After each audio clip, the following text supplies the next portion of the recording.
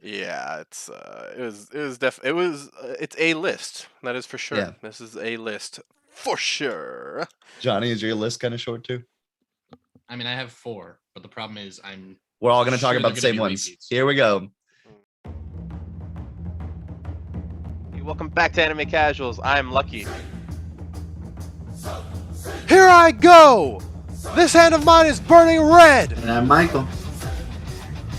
Realize the only ones who should kill are those who are prepared to be killed.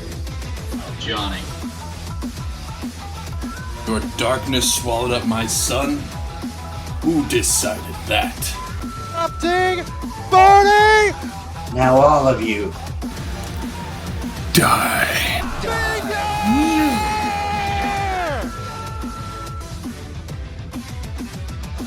Two, one. Hey, what's happening, everybody? Welcome back to Anime Casuals. I am Lucky. I'm Michael. I'm a Johnny. And we make up Anime Casuals. Thank you guys so much for listening to the casual discussion, or watching the casual discussion, or whatever I was trying to say there. Today on the casual discussion, where we talk about all topics with a casual touch, we're going to be talking about female mangaka, people in the manga world, all that kind of stuff. Obviously, manga is like an anime or not interchangeable. They're inseparable, is what I meant to say. Mhm. So, as anime casuals, we obviously, by definition, eventually are talking about manga anyway. So yeah, this will be interesting. But since Michael, you came up with this very complicated topic, why don't we go ahead and let you go ahead and take it away? The day we all get in trouble for not knowing as many women as we should. Yay! Yeah. Happy Women's History Month. Yeah, Woo! there we go. Yeah. Here in the States, it's Women's History Month. I'm not sure if that's an international thing or not, but here in the States, it's Women's History Month. So we're gonna celebrate some women. There we go. So apologies for the repeats, but I'm gonna start with definitely my top most favorite female mangaka, who her name is Rumiko Takahashi. Now, on my research for Rumiko Takahashi, initially she came up as the creator of Inuyasha, and I was like, oh yeah, that's pretty cool. I don't really care about Inuyasha though. Like, I watched it on Adult Swim because it was on, but it's kind of got that romantic flair between Inuyasha and Kagome, and it's got like some weird moments. I also watched the same episodes on repeat for like years. So it never really like caught up with me. But then I did some research, and how did I not see that she is also the writer for the first manga I ever read to the end? She is the writer of Ranma One Half as well. Ooh, and yeah. and honestly, that is a formative manga for myself and a formative anime. As we've talked about in the past, when Lucky brought up that one of his female role models is Ranma, female Ranma. Like, there's so much in this where there's a lot of dirty jokes. There's a lot of character transformations.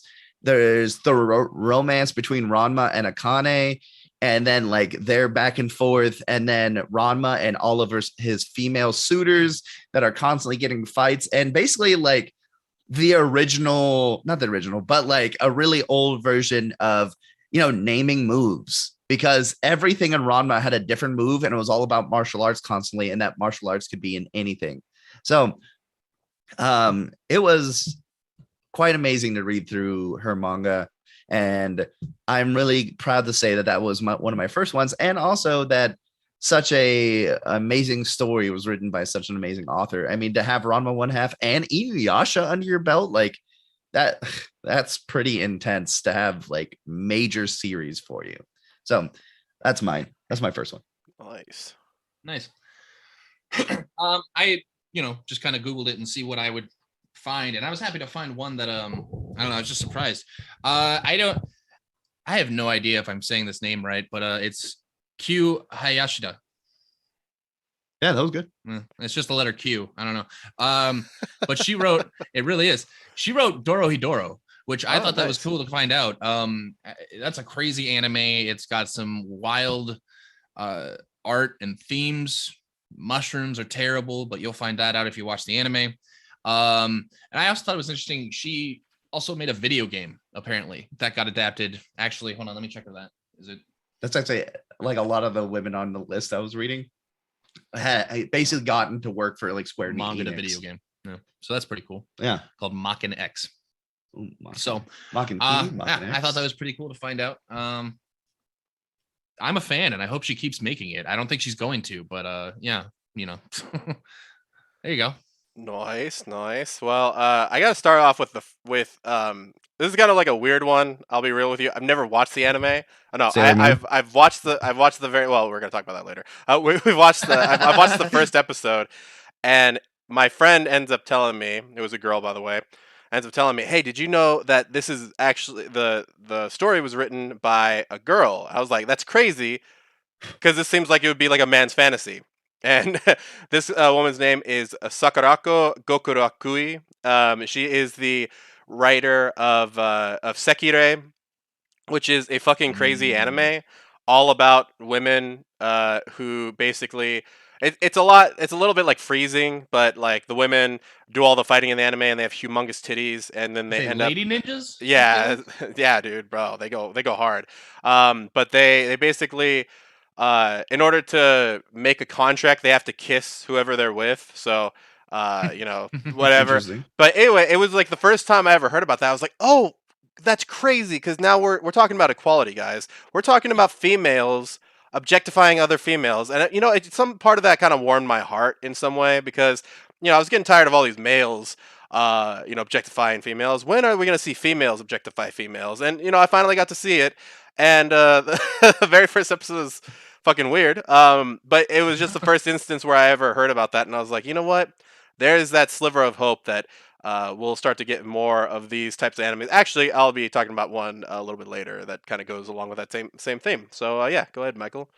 Thank you. I'm gonna avoid one that you guys might take, maybe just to give Johnny some extra firepower. Ooh. And we're gonna skip all the way to one that I think I read most of the way to the end. And this is actually fun because I got to be like, oh, I read a lot of these instead of watch them. But we're gonna talk about Yumi Hota, who is the writer for Hikaru no Go, which is the manga all about Go. And this was another one that was early on Adult Swim. I think before people got disinterested and like, I don't want to watch people play Go all the time. But it was one of my first quotes on this one, sports anime, because it was actually really interesting. And I've always had a fascination with Go because it looks like Othello, but it has, you know, a lot of different rules a part of it. And honestly, I just was massively entertained to the point where I read like 200 to 300 chapters of it before I stopped, because I was like, I honestly don't care enough to get to the end of this manga. But it was highly interesting while I was getting through, because it was like this kind of like this shonen where people don't scream. People like it's these two boys, one highly skilled and one has a ghost inside of them and does really well. Like, and that was the thing. It was like their first meeting was Ghost played for him, and then the other really skilled guy was like, well, you're just a nobody, how did you beat me? And then he was like, what I liked about it was the guy who was the ghost inside of him was like, no, I want to learn to play for myself. And then he learned Go like progressively through the series and got better and better, then finally to the point where the ghost was like, damn, well, now you're better than me. Damn, you sure this isn't Yu-Gi-Oh, bro? This sounds like some Yu-Gi-Oh action, dog. It's Yu-Gi-Oh without all the cool stuff. That's such a terrible way to put that.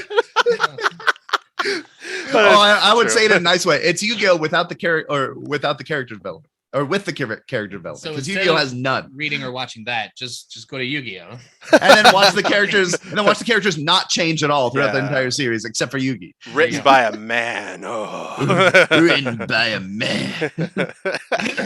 Johnny, get us off of this topic. My next one, I chose for two reasons. I thought it was really interesting. One, that it's comprised of 4 members. It's a group called Clamp. Yep. And formed in the 80s. I picked them because their range of like popular manga that they've done is it's really impressive. Really good. I see you doing that. They've got Card Capture Sakura. I didn't watch that. I just know it's popular. Magic Knight Ray Earth. I know you've seen that, and I don't know what Chobits is, but most importantly, Code Geass. So that really surprised me there. I was like, that's kind of crazy. Yeah. And I think it's cool that there's a group of them, whereas everybody else is kind of a solo act. I mean, I don't know. I wonder how many others are going to do that. It's interesting. A little bit more about information about Clamp is they started off with 11 members, and then these 4 members are the ones who it narrowed down to. But these 4 members are also the ones who made these hit manga. Also Tsubasa, which I think is the soccer one, but I'm not entirely sure. But Code Geass and Magic Knight right here. Damn. Chobits, by the way, is a romance manga that is between a guy and a robot. And then like a robot learning what's it like full sentience, like getting full sentience, and then the guy's like, I can be happy now with robot. Oh, okay. Yeah. All of them are little Bicentennial Man. No, that's a really sad movie. Yep, just like that movie, Johnny. Exactly like that. Also directed by a man. We can't talk about that. Also here. like artificial intelligence. Oh my god. So this next one will go a little bit like with Sekire. I was really surprised to hear that a girl actually did this one. She also was featured on Giguk. This is Keiko Sasaki, who is the writer of Domestic Girlfriend. One of the fucking like, I mean, it's basically a dumpster fire, but you know, with a dumpster fire, you have to keep watching it, and just the way that these women are portrayed, like it blows my mind that this was made by a woman first off, but at the same time, like I'm just happy, just like with the last one, that women can come up with these kinds of like it's not just like the romance where typical shoujo romances where the girl gets saved by the guy or anything like that. Like these girls go for the fucking dick, bro. They go straight in for the dick and they don't give a shit that they're sisters and that they're fighting over each other. Like nope, don't matter. We're gonna go after this generic ass main character and we're gonna go after his dick. And I can respect that, man. I respect a woman who is straightforward like that. And the fact that she wrote this was just like blew my mind. And yeah, me and Johnny were really into this anime. I still have you were. I still have the OP on my YouTube playlist whenever I go to the gym. So I gotta make sure my headphones are plugged in for that, so I don't get fucking exposed there. But yeah, I respect that she fucking went for this crazy dumpster fire of an anime, and whenever season 2 comes out, bro, we'll all be all over it. So, or well, me and Johnny will. Yes, you will. I'm gonna follow that up. I like that we already have like a wide range of different shows already, like between all of our picks. Like it is spanning all different genres, and I'm gonna continue that by talking about Jinsei Kataoka. I think I got it. Jinsei Kataoka, and she is the writer for Eureka 7. Oh, nice. But more that I like, Dead Man Wonderland. Unfortunately, she went to a little bit of health circumstances where she could not continue writing Dead Man Wonderland. It happened. Just like No Game, No Life guy, like had stomach cancer, so he had to stop. But she wrote like a profoundly really interesting work because of how gruesome it was. And like how intense the storyline started being with how brutal like people were dying in the very first two episodes with the whole like circus and prisoners dying. But Dead Man Wonderland was another one that I really enjoyed. I wish it was finished, but I do like how intense her work is and how different from Eureka 7 that was. Like Eureka 7 was like it's a shonen for kids, and then Dead Man Wonderland is like, only watch this if you're an older teenager, please. It's got more blood technically than Attack on Titan at times. Yeah. Yeah, I mean with Eureka 7, it's like I like to think of it as like a more G to PG rated Gundam than like Gundam is. Yeah. So like by the way, I highly recommend it. Johnny Young Bosch does a great he does great as the main character in that. And also they have a weird girl just like in Dead Man Wonderland. So, weird girl. Also, how pretty I will never forget Eureka 7 and how amazing their surfboard or airboarding is. Yeah, dude, fucking it's awesome. Just a rainbow shooting out the back. I'm like, oh, it's so pretty. Johnny? My next one. I got one left. Is another one that really surprised me. I think Johnny's about to take just because of their range. It's Hiromu Arakawa. He did. There it is. Take it. I honestly, it doesn't surprise me so much that a woman wrote it, but more it actually makes a lot of sense. That's why there's so many powerful female characters in that anime. I mean, it kind of blows my mind that I didn't, I guess, realize it. I mean, what guy is going to be that cool? So I really enjoy it. But I mean, the biggest thing that really shocks me, she also apparently wrote an anime called Silver Spoon. Oh, which, as far as I understand, is all about like a 4-H project or something, which is it's farming like in a school setting kind of thing. And I think that's a really weird like sidestep. That's like parallel universe. Like, what are you doing? Huh? Farming?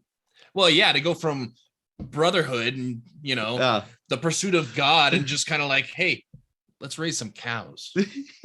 Okay, I'm gonna give you a piece of information that might make this make sense to you, and might make sense to Lucky. Apparently, and she loves to put an anthropomorphic. Yes, thank you. Version of herself as a cow with a mustache, or something like that, into all of her manga. Okay. So in somewhere there is which might explain why like Winry is like out on a farm.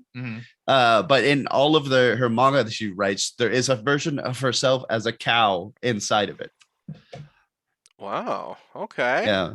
Yeah. I got look this up. Sure. I mean, that's a creative way. I don't know why. I guess cows are pretty prevalent. Sure. And there's a wonderful little picture of her cow in panties. Yep. Okay. Hold on here. What are you showing us? Okay. Sounds interesting. Well, you know what? This is what happens when we give women voices. No, I'm just kidding. We gotta canceled.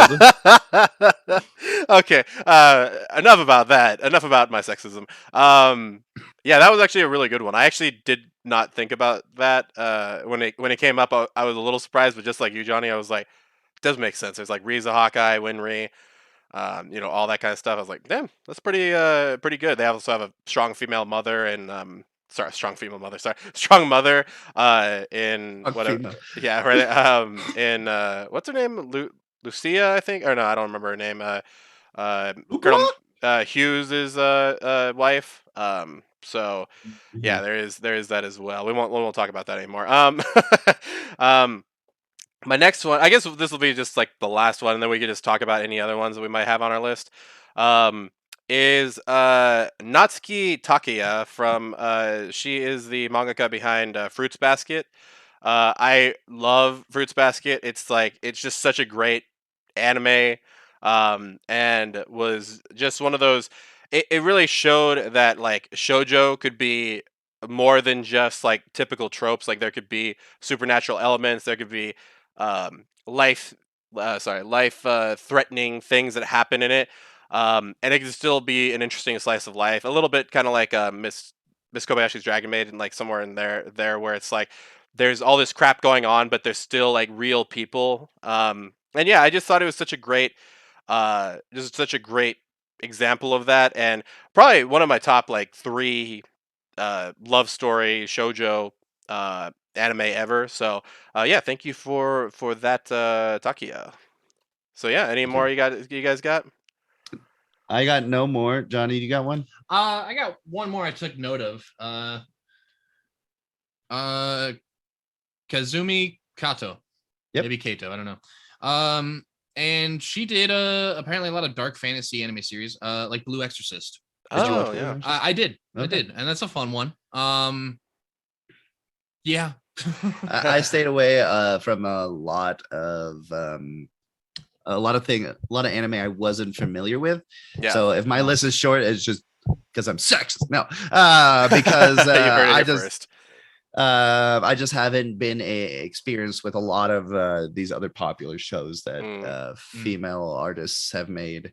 But I would like to do a quick shout out after Lucky talks about Sailor Moon. Okay, well, I'm actually not going to talk about Sailor Moon. I was kidding about that. I was actually just kidding about we that. were so everyone was excited. The whole world was excited. I mean, just kind of like you, Michael. I remember Sailor Moon. It's a very big part of my childhood. I remember fuck all about it. I remember fucking the mask dude. I remember her name's Usagi. I remember he called her Meatball Head.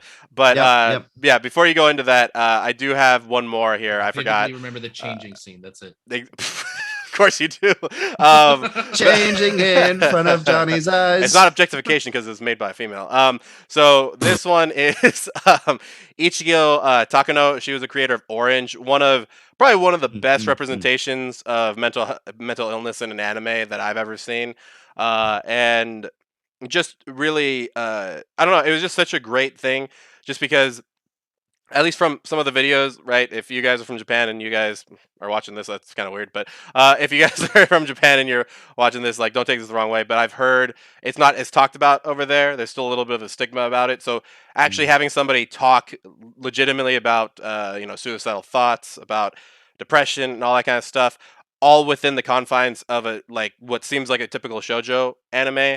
It was really powerful for me, and yeah, really helped me get through a lot of things. So Ichigo, that was amazeballs. Okay, I'm gonna do one last shout out Go unless for it. anybody has more. My last one is for Mashiro Hiragi. She is not a mangaka, at least that I know of. She is a manga assistant, but she's the manga assistant to No Game No Life, which is currently back in production because Yu Kamiya has recovered, but he is only able to do No Game No Life and make manga of it because of his now wife, Mashiro Hiragi. And I'm just really appreciative of anybody who's out there helping other people who can't do the work themselves. But this is even more exciting because she is doing all the art for No Game No Life, and I'm really excited about that. Ooh, I had a terrible thought, their wedding is their marriage is a sham. All she wanted was to get this anime back on. Learned how to draw that style, and she was like, "Hey, I love you. Let's make your anime again." And she's like, "Yes, season 2. I'll bring it back single-handedly."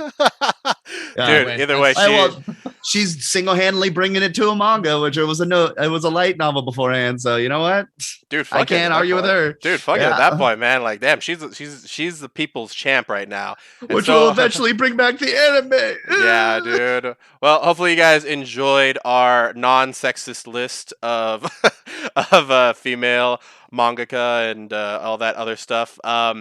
As we said, there is some. Obviously, maybe we should address this. It was a little hard to find a lot of mangaka for this list. A lot of the manga that I've read, Berserk. I guess I actually did read a little bit of Full Metal Alchemist. That was because the guy guilted me into doing it, but whatever. It was either way. It was a little hard. I had to look through about 3 or 4 different lists and actually I had to read. Dude, Michael, I had to read for this. Can you believe that? Oh my god, you had to do research? Dude, I had to read. I'm so that was sorry. Crazy, man. Homework. I'm assigning homework to all of you again. But did you guys have the same little spat that I had, where it's like I can't find shit on any of this stuff? Like, no joke. Yeah. And it wasn't until I really got into the nitty-gritty. There was a bunch of lists. It was top 10, top 20, female art or mangaka or manga writers.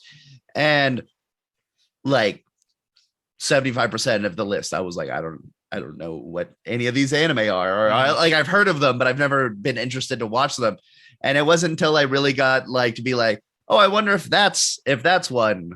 Dead Man in Wonderland, I remembered, and it popped back into my brain. It wasn't until I actually really looked and really combed through some anime to be this is it, which I wish it was more prevalent. Even the staff who works on Square Enix, who's really writing all these anime based games that are out there, or maybe the straight to anime or straight to game. I don't know. What about you, Johnny? Personally, I was a little worried at first because my biggest problem was I don't read manga. I don't know what I'm gonna do here. But that was also kind of a freeing moment because I was like, okay, well, let me just see what I find. So I unfortunately had to just look for ones that have made manga that I've ended up watching. I mean, and that kind of works for me. But yeah, I think I got lucky that it talked about some and they were pretty popular there. Oh, So, damn. there's Yeah. a mixed bag there. Yeah, I think at least for me it was I really had to reach for it. Like I had remembered hearing about this stuff. And it reminds me a little bit of my philosophy class. And I remember I was reading this book about like philosophers. There were like two philosophers in there that were female, and like the rest of them were like all male and all that kind of stuff. But either way, I mean, luckily we have really good mangaka and anime writers. And maybe we'll start to see a little bit more of the female. I'm gonna be real with you. Like I said before, the fact that these females are writing these manga about big tittied women, I really have hope for the future that there's gonna be continued objectification of women through a female's lens, and I'm happy about that. You know what I mean? I'm just I mean, happy. honestly, who knows better? I'll be It's honest. got to be that. Right? To be honest, that's why I like Rama so much. No. Exposed. Exposed. See, my question is though, so mangaka means, I guess, female manga writer. No, correct? mangaka just means manga writer. Okay, then I don't know anything. My question is over. Okay, interesting. I'm glad we went there, Johnny. I didn't know if there was like there's a feminine and there's a masculine. I was like, I don't is think there there's really? as That's kinda weird and many- crazy. We got I a don't think it's mangako and a masculine. mangaka. Yeah. Honestly, I was like, worst case, A that's manga it. ooh I was like, and a that's manga so ah. weird. I don't like it, but Oh Yeah. my god. Well, I don't think in Japanese there's a masculine and feminine as much. I didn't as either, that. but I thought maybe this. just I don't maybe for this one list that luckily you guys got to the end. Thank you so much for watching. Maybe you guys have some mangaka that like I said, we had to go like into the depths to try and find some of this stuff. But luckily we did find some for your entertainment and for Women's History Month. Remember, guys, you can check out All Things Casual at the link tree in the description box down below. Also, if you'd like to email us, you can email us at animecasuals with an S, real REAL, @gmail.com. But as always, guys, don't forget to keep it Casual.